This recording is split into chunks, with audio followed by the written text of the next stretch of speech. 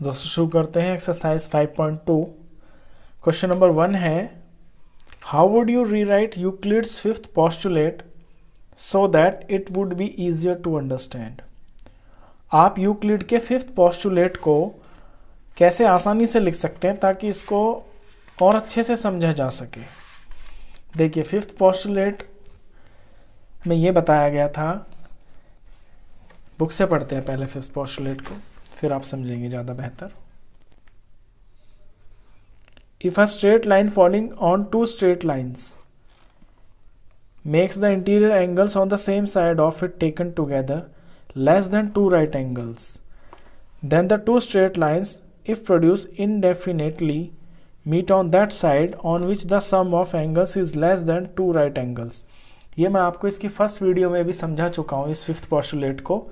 इसमें यह कहता है कि अगर कोई दो सीधी लाइनें हैं और उनके ऊपर एक सीधी लाइन पड़ रही है ऊपर से, तो जो इंटीरियर एंगल्स बन रहे हैं ना, जिस तरफ के इंटीरियर एंगल्स का सम टू राइट एंगल्स यानी कि 180 डिग्री से कम होता है, वो आगे बढ़ाने पर वो लाइनें आपस में कहीं ना कहीं जाके टकरा जाएंगी।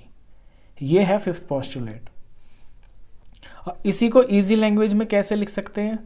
When two lines are cut by a third line, जैसे कि ये आपकी टू लाइन्स हैं, cut by a third line, इसको थर्ड लाइन ने कट किया, such that the sum of interior angles is less than 180, इस तरह से कट किया कि इंटीरियर एंगल्स का जो सम है ना, ये दोनों मेरे इंटीरियर एंगल्स है, ये ए और बी मान लिया मैंने, तो ए और बी का जो सम है वो 180 से कम है, यानी ए प्लस बी मिलके आपका 180 से कम है ऑन वन साइड, यानी इस तरफ। Then first two lines intersect on the same side. तो जो मेरी जो पहली लाइन है ना, जो यहाँ कट कर रही थी, मैंने माने कि ये वाली लाइन है, ये आपस में उसी तरफ जाके कट जाएंगी, यानी सेम साइड। जिस तरफ मेरे ये एंगल्स प्लस होके 180 से कम आए, ये वाली जो दोनों लाइनें ये आपस में इसी तरफ जाके कहीं पे कट जाएंगी। ये है फिफ्थ पोस्टुलेट। इसको इस तरह से आसान लैंग्वेज में लिख सकते हैं आप। चलिए, ये तो हो गया। क्वेश्चन नंबर 2 है, वो भी आपका इसी पोस्टुलेट के ऊपर बेस्ड है। ये काफ़ी इंपॉर्टेंट है पोस्टुलेट, इसी से रिलेटेड क्वेश्चन ज़्यादा आते हैं आपके। चलिए, क्वेश्चन 2 में कहता है, does Euclid's fifth postulate imply the existence of parallel lines, कि यूक्लिड का जो फिफ्थ पोस्टुलेट है वो पैरेलल लाइन होने का आपको इम्प्लाई करता है क्या? वो उससे पता चलता है कि कहीं पे पैरेलल लाइंस भी होती हैं। तो देखिए, फिफ्थ पोस्टुलेट क्या है, अभी बताया ना मैंने आपको कि कोई दो लाइनें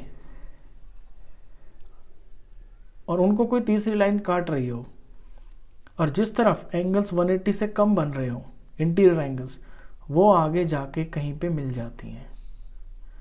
ये है फिफ्थ पोस्टुलेट। अब इसी फिफ्थ पोस्टुलेट से हम ये प्रूफ करेंगे कि पैरेलल लाइंस एक्चुअल में एग्जिस्ट करती हैं। वो कैसे करेंगे? देखिए, अकॉर्डिंग टू फिफ्थ पोस्टुलेट, यहां से सॉल्यूशन है।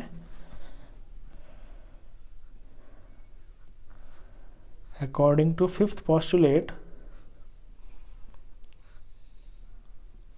मैं एक फिगर बनाता हूं आपको समझाने के लिए।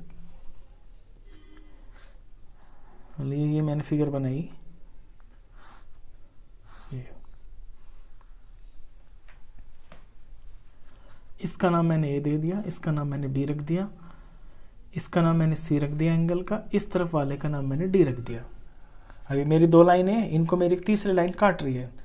अच्छा, अकॉर्डिंग टू फिफ्थ पोस्टुलेट कि ये जो ए प्लस बी है, अगर ये आपके 180 से कम है, यानी ए प्लस बी अगर लेस है 180 डिग्री से, then the line meet on right side, क्योंकि ये राइट की तरफ है ना, राइट की तरफ वाले इंटीरियर एंगल्स का जो सम है वो 180 से कम है, तो ये कहीं पे इधर जाके आपका मिल जाएंगी ऐसे। तो लिखेंगे then the lines meet on left side, क्योंकि लेफ्ट साइड के जो दोनों एंगल है वो 180 से कम बैठते हैं।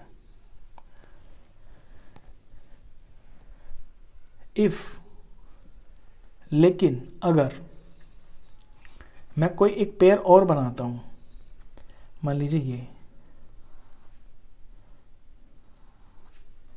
ये मेरी दो लाइंस हैं, ये मैंने एक थर्ड लाइन बना दी, यहां पे मैंने P लिख दिया, यहां पे मैंने एंगल Q लिख दिया। अब P और Q, ये PQ हो गए, इधर भी मैं लिख देता हूं R और S, दो एंगल इधर लिख दिया मैंने। अगर P और Q दोनों मिलके 180 के बराबर हो जाते हैं और एंगल R और एंगल S, ये R और S हैं, मैंने छोटे में लिख लेता हूं, ये मैंने वैल्यू लिखी है एंगल की, R और S, ये भी दोनों मिलके 180 के हो जाते हैं, तो फिर ये लाइनें कहाँ मिलेंगी? देखिए ये पेयर भी आपका 180 से कम नहीं बैठ रहा, 180 के बराबर है, 180 से कम नहीं है, इसका मतलब है कि ये कहीं भी आगे जाके नहीं मिलेंगी। और ये भी आपका 180 से कम नहीं है, यानी कि ये भी आपकी कहीं नहीं मिलेंगी। तो फिर होगा क्या? होगा ये कि ये कभी भी नहीं मिलेंगी, कभी भी नहीं मिलेंगी, तो यानी का मतलब कि ये पैरेलल लाइंस है। तो इस तरह से फिफ्थ पोस्टुलेट को यूज करके आप ये शो कर सकते हैं, आप प्रूव कर सकते हैं कि हाँ पैरेलल लाइंस भी होती हैं। अच्छा, फर्स्ट में ना मैंने एक चीज मिस कर दी कि जैसे यहाँ पे A प्लस B को छोटा दिखाया है ना 180 से, यहाँ पे C और D को भी आप दिखा दीजिए 180 से बड़ा। वो क्यों होगा ये भी बताता हूँ। तो C प्लस D ये बड़ा होगा आपका 180 से। तो दो चीज़ें लिखनी है आपको कि A प्लस B को छोटा दिखाइए 180 से, फिर ये भी दिखाइए कि जो C प्लस D है ना, यानी दूसरी साइड वाले एंगल्स वो आपके बड़े हैं 180 से, और वो बड़े होंगे भी, क्योंकि चारों एंगल मिलके 360 होते हैं ना, लीनियर पेयर तो बन ही रहा है ये, तो ये तो बड़े होंगे। तो तब ऐसा होता है तो वो वाली साइड मिल जाएंगे जिस तरफ आपके छोटे हैं, यानी कि इस तरफ। अब दूसरे में क्या होगा, एक ऐसा पेयर बनाइए जहां पे दोनों तरफ के एंगल्स आपके 180 हैं, ये दोनों 180, ये दोनों भी 180, तो ये लाइनें यहाँ इस तरफ भी नहीं मिलेंगी, ये लाइनें इस तरफ भी नहीं मिलेंगी, तो होगा क्या, फिर ये पैरेलल लाइंस है। बस यही रिजल्ट है। अब लैंग्वेज में लिखना है आपको। It means these lines never meet on left side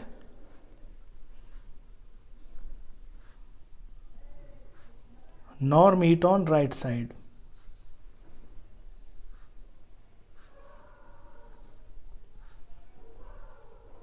ना तो ये लेफ्ट साइड मिलेंगी और ना ही ये राइट साइड मिलेंगी, तो क्या होगा, therefore the lines are parallel. The lines are parallel. तो फिर ये पैरेलल ही होंगी जब मिलेंगी नहीं कहीं पे। तो फिफ्थ पोस्टुलेट से रिलेटेड ये क्वेश्चन था। ये दो क्वेश्चन थे आपके, काफ़ी इंपॉर्टेंट है। ये इस एक्सरसाइज में से पेपर में आपका क्वेश्चन आता है। तो दोनों क्वेश्चन हो गए आपके। आई होप आपको ये दोनों क्वेश्चन अच्छे से समझ में आए हो। वीडियो अगर अच्छा लगा हो तो प्लीज़ इसे लाइक कर देना, फ्रेंड्स में शेयर कर देना, और 9th क्लास का कंप्लीट मैथ्स पढ़ने के लिए आप इस चैनल को भी सब्सक्राइब कर देना। Thank you.